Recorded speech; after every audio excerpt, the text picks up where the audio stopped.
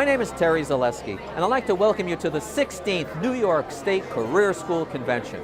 This year's event was held at the Villaroma Resort and Conference Center in Callicoon, New York. The special focus of this year's convention was growing our schools with innovations in career education.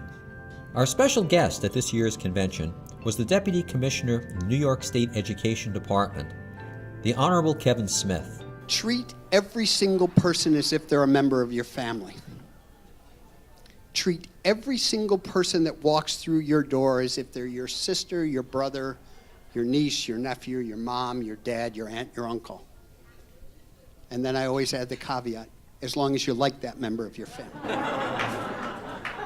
We asked exhibitors at this year's convention, what exactly was it that made our convention so unique?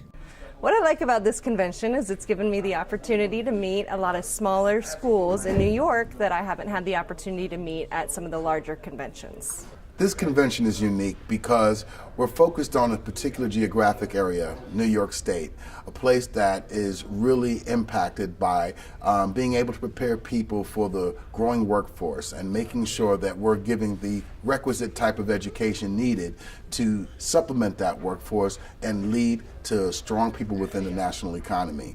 So meeting and integrating and mingling with people that have the same beliefs within career education, that are trying to make the product that we do every single day within our schools better, is definitely something that's refreshing, and it's really empowering. It gives you enough motivation to keep doing the best that we can do for our students.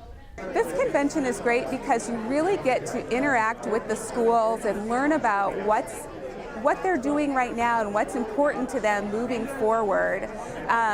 They also have a really great range of presentations and really good quality speakers who are engaging and provide a lot of really useful information for the industry.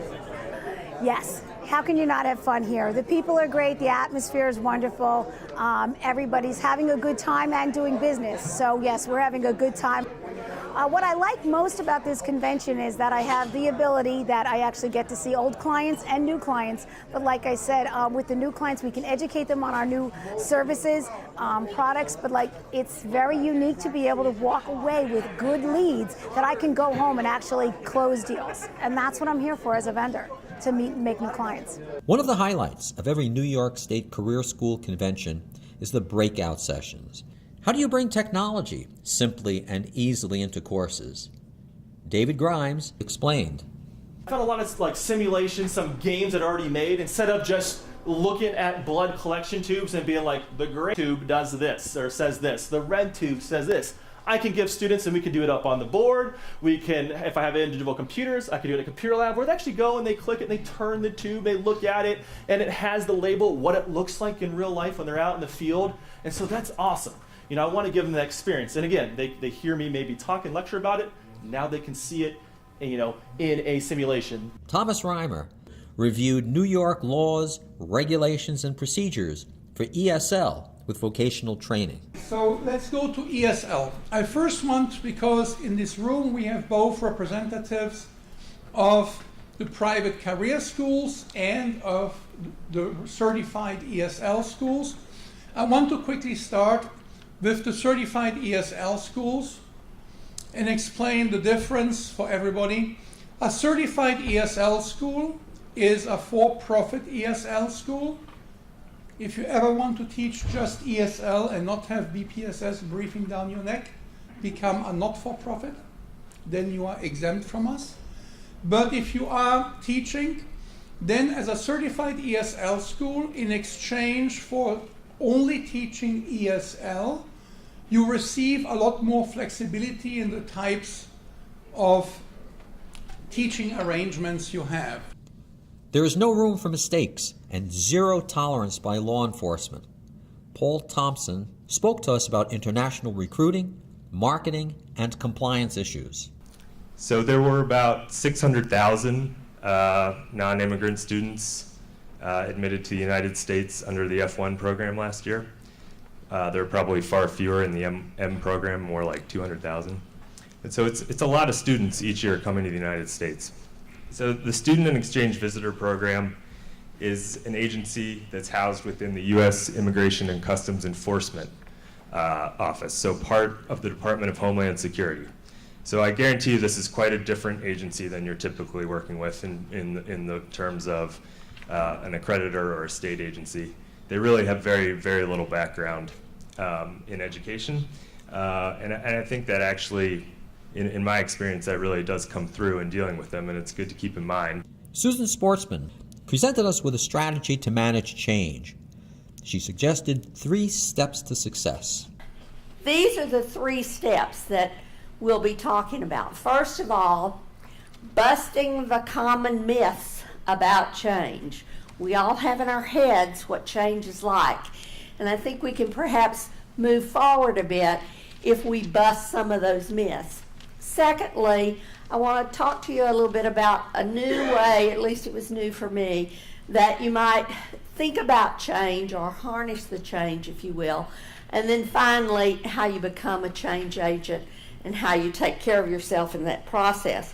The highlight of the convention, as always, was the presentation of the Outstanding Graduate Awards. Right now, we're going to be starting what is the most important part of our celebration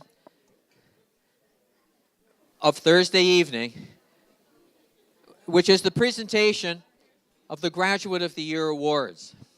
And I would love to have him here, but we get people in the workforce doing amazing things is why we do what we do. So thanks everyone in the room again for what you do, and thanks to the Coalition for recognizing one of our graduates. And again, thanks for a wonderful event. Thank you very much.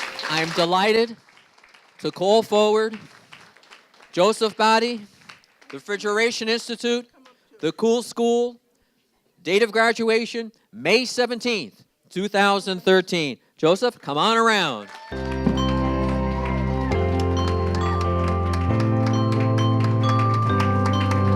6 weeks after I arrived in New York, I met with my wonderful wife and started to plan my new life in the United States. My former education, career, and training did not translate into employable skills in the US. And thanks to loving support, I received a Refrigeration Institute. I have a career that my family and I can be proud of. Thank you very much. The Refrigeration Institute is a family-friendly and family school. And that's why it's just as important to have this Patricia up here alongside of this guy, Frank, because she works and helps out the whole team too. This is just a really example, I'm sure, of every school here, of the quality of the people that we get in our schools. And I think that's so important that we recognize people who have such a great quality, and really they don't. And Joe is somebody who obviously had years and years and years of college training, but it took one of the career schools to find him his career in New York State. I'd like to thank you all for being here this year, because without you, none of this would be possible. For more information on the Coalition of New York State Career Schools and our next convention, please see our website at cnyscs.com.